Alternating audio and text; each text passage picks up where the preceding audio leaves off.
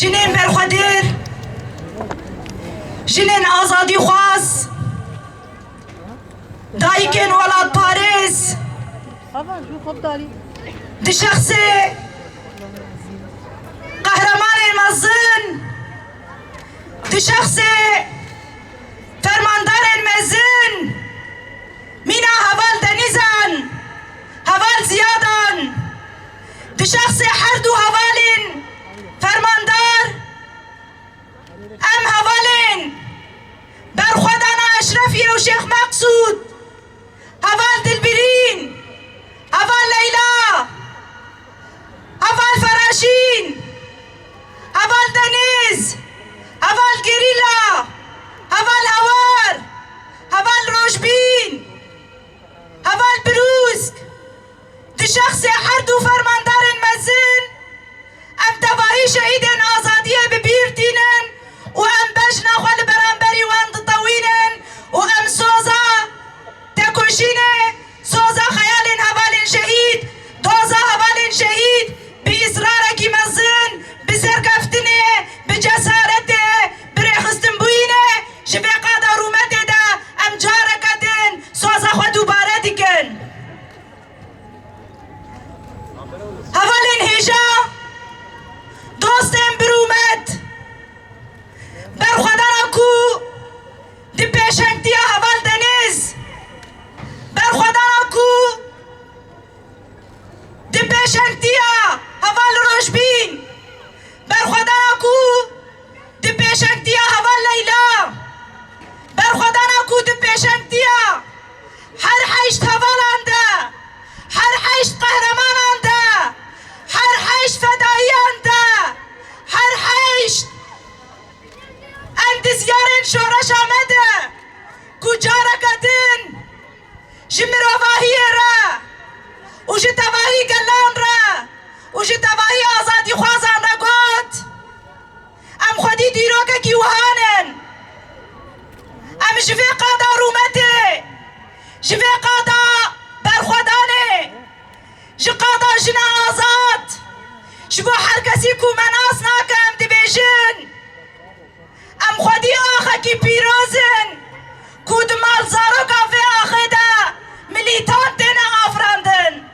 دی مال زارو کافی آخه دا پیشک تینا آوا کرن دی مال زارو کافی آخه دا فرماندار تینا آوا کرن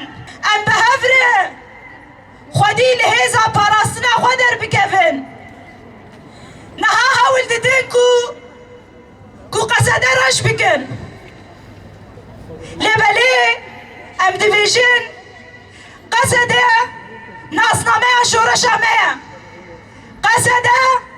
هبونه شورشامه قصده رحي في شورشيه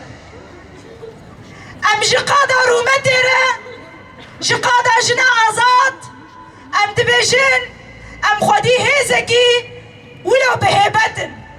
ام خدي هيزكي بجسارة ام خدي هيزكي بنرخن وام خدي هيزكي باخلاق بن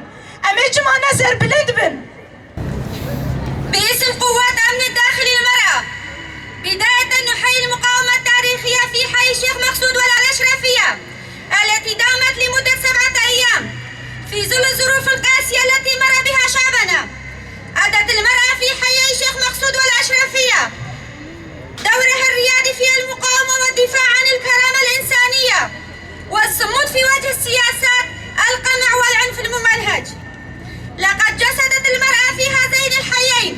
نموذجا متقدما في التضحيات والثبات، ليس فقط عبر صمودها اليومي في وجه الحصار والانتهاكات، بل أيضا من خلال مشاركتها الفعالة في حماية مجتمعها والدفاع عن القيم الإنسانية والعيش المشترك. وفي هذا السياق ندين بأشد العبارات الجريمة التي هزت ضمير الإنسانية والمتمثلة بتمثيل بجثمان الرفيقة دينيس البطلة المقاومة التي ظهرت في تسجيل مصور تم تداوله على نطاق واسع، حيث أقدمت فصائل تابعة للحكومة في دمشق على رمي جثمانها من بناء مرتفع بعد وصولها إلى مرتبة الشهادة،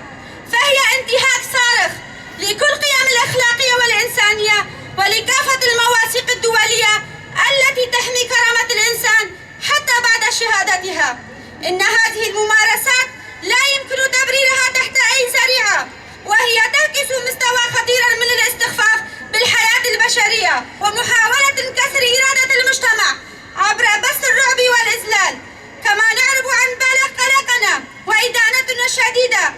لما تم تداوله من معلومات والشهادات حول طريقة معاملة الأسرى، حيث يتعرضون للذل والإهانة والمعاملة اللا إنسانية في خرق واضح للقانون الدولي الإنساني